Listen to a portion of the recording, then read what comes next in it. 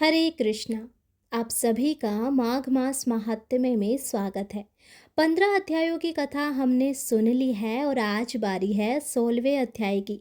तो आप ध्यान पूर्वक आज की कथा सुने और भगवान की असीम कृपा प्राप्त करें। कार्तवीर्य कहने लगे कि हे भगवान, वह राक्षस कौन था और कांचन मालिनी कौन थी? उसने अपना धर्म कैसे दिया और उनका साथ कैसे हुआ? हे ऋषि, अत्रि ऋषि की संतानों के सूर्य, यह कथा सुनाकर मेरा कौतूहल दूर कीजिए। तब दत्तात्रेय जी कहने लगे कि हे राजन, इस पुरातन विचित्र इतिहास को सुनो। कांचन मालिनी नाम की एक सुंदर अप्सरा थी जो माघ मास में प्रयाग में स्नान करके कैलाश पर जा रही थी। तब उसको मार्ग में जाते हुए हिमालय के कुंज से एक घीर राक्षस ने देखा।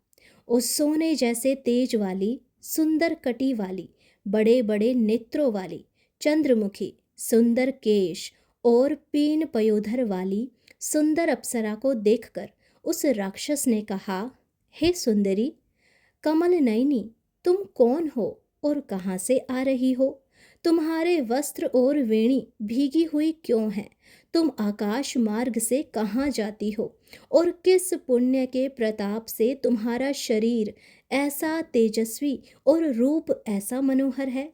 तुम्हारे गीले वस्त्र से मेरा मस्तक पर गिरे हुई एक बूंद के जल से मेरे क्रूर मन को एकदम शांति प्राप्त हो गई। इसका क्या कारण है? तुम बड़ी शीलवती प्रतीत होती हो, इसका कारण मुझसे कहो।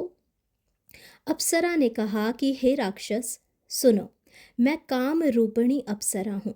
मैं प्रयाग में संगम में स्नान करके आ रही हूँ। इसी से मेरे वस्त्र भीगे हैं और अब कैलाश पर जा रही हूँ, जहाँ पर श्री शिव जी निवास करते हैं। त्रिवेणी के जल से मेरे सब क्रूरता दूर हो गई, जिसके पुण्य के प्रभाव से मैं इतनी सुंदर और पार्वती जी की प्रिय सखी हुई। जो आश्चर्य देने वाला उदाहरण मुझसे ब्रह्मा जी ने कहा था, सो सुनो। मैं कालिंग देश के राजा की वैश्य थी। रूप, लावण्य और सुंदरता में अपूर्व थी। मेरी सुंदरता पर सारा नगर मोहित था और मैंने अनेकों प्रकार के भोग भोगे। अनेक प्रकार के वस्त्र और आभूषणों की घर में कोई कमी नहीं थी।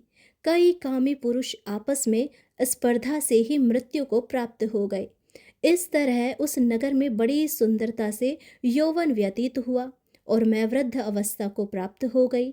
तब मेरे मन में विचार उत्पन्न हुआ कि मैंने अपनी सारी आयु पापों में ही व्यतीत कर दी। धर्म का कोई कार्य, दान, तप, यज्ञ आदि मैंने कुछ किया ही नहीं। शिव जी या दुर्गा जी की आराधना नहीं की, ना कभी भगवान विष्णु का पूजन किया। इस प्रकार अशांत चित्त से मैंने एक ब्राह्मण की शरण ली जो वेदों का ज्ञाता और ब्रह्मनिष्ठ था। मैंने उनसे पूछा कि मेरा उद्धार किस प्रकार हो सकता है। महाराज, साधु सज्जन अच्छे और बुरे सभी पर दया करते हैं, इसीलिए मुझ दीन पर भी कृपा करके मुझ कीचड़ में डूबी हुई को पकड़कर उबारिए। क्षीर सागर क्या हंस को ही दूध देता है, बतख को नहीं देता? तब वह ब्राह्मण राजा का पुरोहित इन सब बातों को सुनकर मुझ पर दया करने लगा और कहने लगा कि तू ब्रह्मा के क्षेत्र प्रयाग में जाकर माघ मास में त्रिवेणी संगम में स्नान कर, परंतु मन में अशुभ क्रिया का विचार नहीं करना। पापों के नाश के लिए महर्षियों ने तीर्थ स्थान से अधिक और कोई प्रायश्चित नहीं बतलाया। प्रयाग में स्नान करने से तू अवश्य पवित्र होकर स्वर्ग को जाएगी। हे भामिनी, पुराने समय में गौतम ऋषि की स्त्री को देखकर इंद्र ने काम के वशीभूत होकर कपट वेश में उससे भोग किया था। इसीलिए ऋषि द्वारा शाप दिया गया और उसका शरीर अत्यंत लज्जायुक्त हजारों भगों वाला हो गया। तब इंद्र नीचे मुंह करके अपने पाप कर्म की बुराई कराने लगा। मेरू पर्वत के शिखर पर स्वच्छ जल वाले सरोवर पर एक स्वर्ण कमल से भरे हुए कोटर में घुस गया और अपने पाप को धिक्कारता हुआ कामदेव की बुराई करने लगा कि यह सब पापों का मूल है। इसके ही वशीभूत होकर मनुष्य नरक में जाते हैं और अपने धर्म, कीर्ति, यश और धैर्य का नाश करते हैं। इंद्र ऐसा सोच रहा था कि इंद्र के बिना सारा देवलोक शोभाहीन हो गया। तब देवता, गंधर्व, किन्नर, लोकपाल, इंद्राणी के सहित बृहस्पति जी से जाकर पूछने लगे कि महाराज, इंद्र के न रहने से स्वर्ग ऐसा शोभाहीन हो गया है जैसे सतपुत्र के बिना श्रेष्ठ कुल। इसीलिए स्वर्ग की शोभा के लिए कोई क्रिया सोचिए। इस विषय में देर नहीं लगानी चाहिए।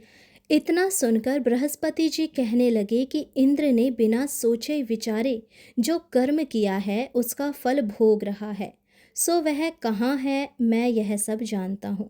फिर गुरुजी ने सबको साथ लेकर स्वर्ण कमलों से युक्त बड़े सरोवर में इंद्र को देखा, जिसका मुख मलिन और आंखें बंद थी।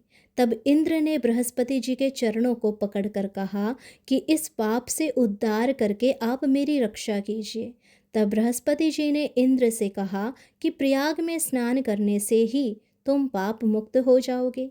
तब इंद्र सहित सबने ही प्रयाग में जाकर संगम में स्नान किया और त्रिवेणी स्नान से इंद्र पाप मुक्त हो गए। तब बृहस्पति जी ने इंद्र को वरदान दिया कि तुम्हारे शरीर में जितने भग है सब नेत्र हो जाएं। तब इंद्र ब्राह्मण के वर से 1000 नेत्रों से ऐसा सुशोभित हुआ जैसे मानसरोवर में कमल शोभामायान होता है।